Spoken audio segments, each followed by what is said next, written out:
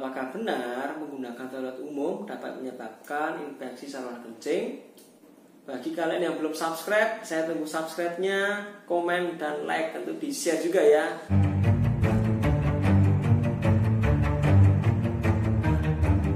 Halo Sobat Sehat, kembali lagi dengan saya Dr. Niko Febrianto Kurniawan. Welcome to my channel. Menggunakan toilet umum menyebabkan infeksi saluran kencing itu adalah mitos ya. Kenapa? Karena sistem terjadinya infeksi saluran kencing itu ada mekanismenya. Jadi menggunakan toilet umum bukan menjadi salah satunya faktor pemicu terjadinya infeksi saluran kencing. Di video ini saya akan menjelaskan bagaimana penyebab terjadinya infeksi saluran kencing ya. Oleh karena itu, simak sampai akhir video. Saat ini saya akan mencoba menjelaskan terkait dengan penyakit yang sering diderita oleh para wanita. Apakah penyakit itu adalah infeksi saluran kencing? Oke, saya akan jelaskan terkait definisinya terlebih dahulu ya. Infeksi saluran kencing atau disingkat sebagai ISK adalah masuknya bakteri ke saluran kencing yang menjadi atau menyebabkan suatu infeksi. Nah, yang perlu kita ketahui, saluran kencing manusia itu terdiri dari beberapa bagian. Pertama, ada saluran kencing bagian bawah atau disebut sebagai uretra. Yang kedua, adanya suatu kandung kemih atau disebut sebagai vesika urinaria. Yang ketiga, saluran kencing bagian atas atau disebut sebagai ureter. Yang keempat adalah ginjal. Nah, ini adalah 4 bagian atau bagian-bagian dari saluran kencing. Jadi ketika terinfeksi suatu bakteri, 4 bagian ini akan menimbulkan gejala yang berbeda-beda juga. Dari 4 bagian tersebut, yang paling sering terjadi suatu infeksi adalah di bagian kandung kemih atau dalam bahasa medis disebut sebagai sistitis, yang memiliki persentase paling kecil adalah infeksi di ginjal.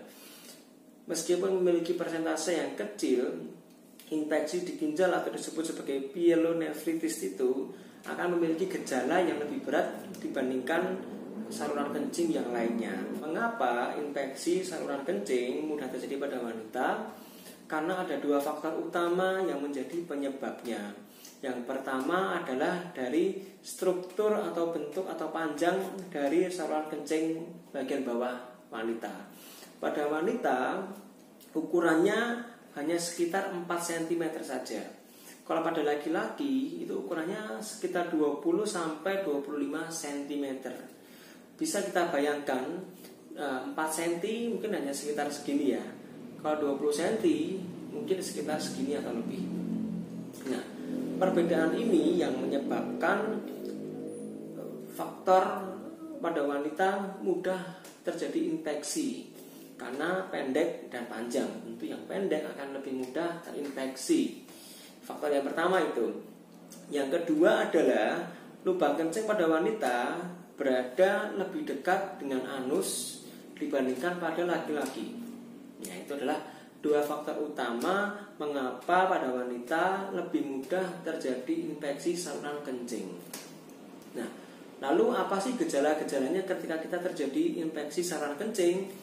Yang pertama adalah rasa panas saat berkencing. Itu adalah gejala yang paling sering dirasakan oleh pasien atau penderita.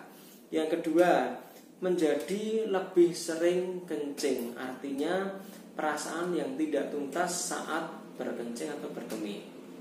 Yang ketiga, kadang urin atau pipis berwarna sedikit kemerahan, bisa kemerahan atau berwarna coklat keruh. Itu juga menjadi gejala. Yang terakhir adalah rasa tidak nyaman di bagian perut bagian bawah. Itu adalah tanda-tanda apabila terjadi infeksi saluran kencing di bagian bawah sampai di bagian kandung kemih. Lalu ketika infeksi semakin meluas, semakin naik ke atas, dapat menginfeksi bagian ginjal. Ketika sudah sampai ke ginjal, biasanya akan menyebabkan rasa demam atau menggigil. Yang kedua, nyeri pinggang. Yang ketiga, bisa disertai dengan rasa mual sampai muntah-muntah hebat. Kemudian apa yang menjadi faktor resiko atau faktor pencetus terjadinya ISK berulang? Yang pertama adalah ISK berulang atau infeksi yang terus berulang. Yang kedua, aktivitas seksual. Yang ketiga, hygiene atau kebersihan pada area vital, khususnya pada wanita karena letaknya dekat dengan anus. Faktor hygiene atau kebersihan ini sangat penting.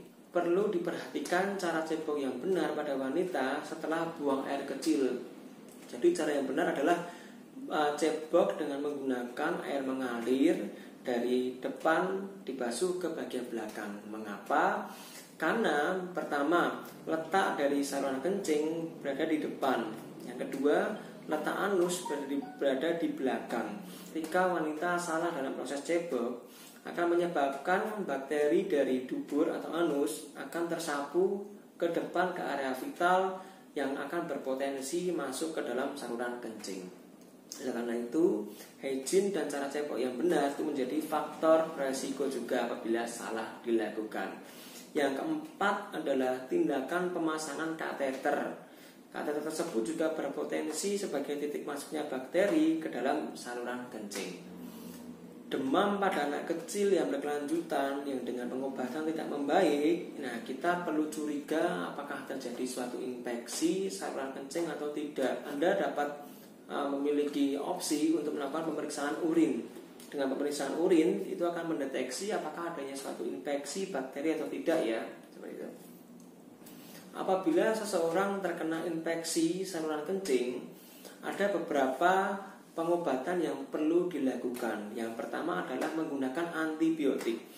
Konsultasikan dengan dokter atau tenaga medis Anda agar dokter mampu memberikan antibiotik yang tepat untuk bakteri tersebut. Yang kedua adalah terapi suportif atau terapi bantuan. Seperti apabila terjadi demam, tentu diberikan obat demam, diberikan obat radang, dan diberikan anti nyeri apabila terasa nyeri saat berkemih. Ya, seperti itu adalah cara penanganannya ya. Kemudian bagaimana cara mencegahnya agar kita tidak mudah terinfeksi? Yang pertama, penuhi kebutuhan cairan atau cukupi minum Anda. Kalau pada orang dewasa dianjurkan minimal mengkonsumsi air putih minimal 2 liter per hari. Yang kedua, apabila Anda sudah merasa ingin berkemih atau ingin pipis, jangan terlalu lama menahan pipis. Yang ketiga, perhatikan hygiene atau kebersihan pada area vital, terutama pada wanita karena faktor anatomi atau faktor struktur yang pendek pada saluran kencing itu bisa menjadi potensi mudah terjadi infeksi. Yang keempat adalah perhatikan cara cebok yang benar dari arah depan dibasuh menggunakan air mengalir ke arah belakang ya.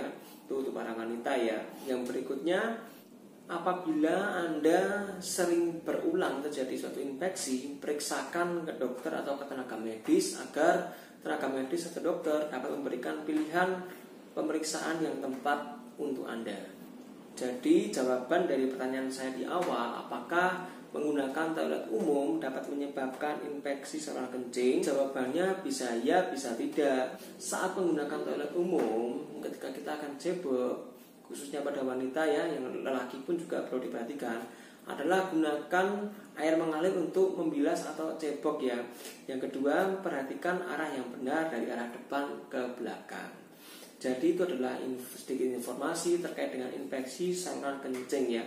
Mudah-mudahan informasi ini dapat memberikan jawaban atau memberikan informasi kepada Anda yang mudah terkena penyakit. Apabila Anda merasa bahwa informasi ini cukup berguna, bagikan ke keluarga, teman, atau saudara Anda ya.